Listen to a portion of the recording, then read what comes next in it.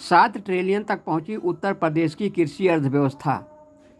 आचार्य नरेंद्र देव कृषि एवं प्रौद्योगिकी विश्वविद्यालय कुमारगंज अयोध्या के 27वें दीक्षांत समारोह में विशिष्ट अतिथि के तौर पर कृषि शिक्षा एवं अनुसंधान राज्य मंत्री बलदेव सिंह औलख ने कहा कि अस्थायी कृषि एवं आजीविका सुरक्षा को बढ़ावा देने के लिए हमें रासायनिक उर्वरकों और कीटनाशकों का उपयोग कम करके जैविक खेती को बढ़ावा देना होगा।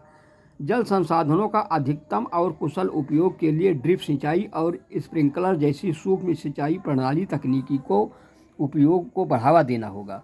राज्य मंत्री ने कहा कि वर्ष 2023-24 में उत्तर प्रदेश ने 6.68 करोड़ टन लगभग 66.8 मिलियन टन खाद्यान्न का उत्पादन किया, जो भारत के कुल खाद्यान्न उत्पादन का लगभग 18.14% है।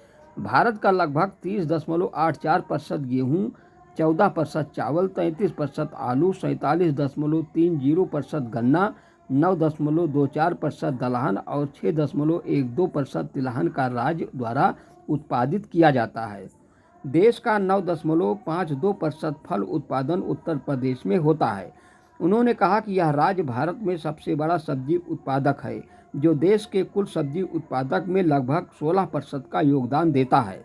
पिछले 8 वर्षों में उत्तर प्रदेश की कृषि अर्थव्यवस्था 3 गुना से भी ज़्यादा बढ़कर 2024-25 में लगभग 7 ट्रिलियन तक पहुंच गई है, जो 2016-17 में 2 ट्रिलियन थी।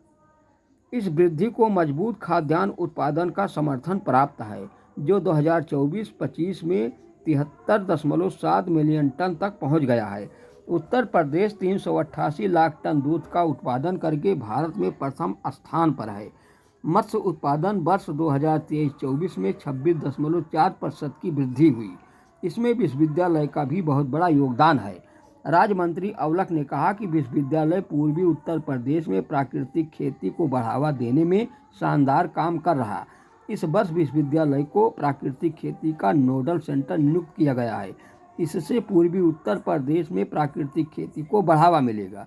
गत वर्ष इस विश्वविद्यालय को NAAC में सर्वोच्च ग्रेड A++ प्राप्त हुआ था और इस वर्ष NIRF 2025 में रैंकिंग हासिल कर फिर से कृषि के क्षेत्र में अपनी उत्कृष्टता का प्रदर्शन किया है।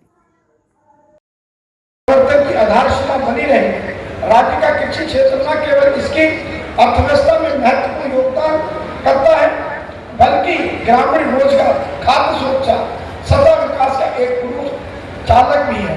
पिछले 8 वर्षों से मैं अर्थव्यवस्था को 3 गुना से भी ज्यादा बढ़कर 2024-25 में लगभग 7 ट्रिलियन तक पहुंच गई है, जो कि 2016-17 में ये 2 ट्रिलियन थी। इस वृद्धि को मजबूत खाद्यान्न उत्पादन समर्थन प्राप्त है, जो कि 2024-25 में 753.7 मिलियन टन तक पहुंच गया है। स्थापना के बाद यह विश्वविद्यालय विभिन्न फसलों 2002 में 202 किस्में विकसित की है। बेल और आंवला, चावल, सब्जियों, बावर की किस्में भारत में व्यापक रूप से स्वीकार की जाती है। विश्वविद्यालय के लिए फलों के मसालों, सब्जियों की कुल 13 किस्मों को राजपत्र अधिसूचना के अंतर्गत अधिसूचित किया गया है, जिसमें कि नरेंद्र आंवला 25, नरेंद्र आंवला 26, नरेंद्र बेल 10, नरेंद्र बेल 8 और अन्य नरेंद्र बेल 11, नरेंद्र बेल 17 आदि। नरेंद्र ये शोक से नरेंद्र सफेद बैंगन और नरेंद्र सरसों जैसे कि इसके लिए मैं विश्वविद्यालय को बधाई देता हूँ।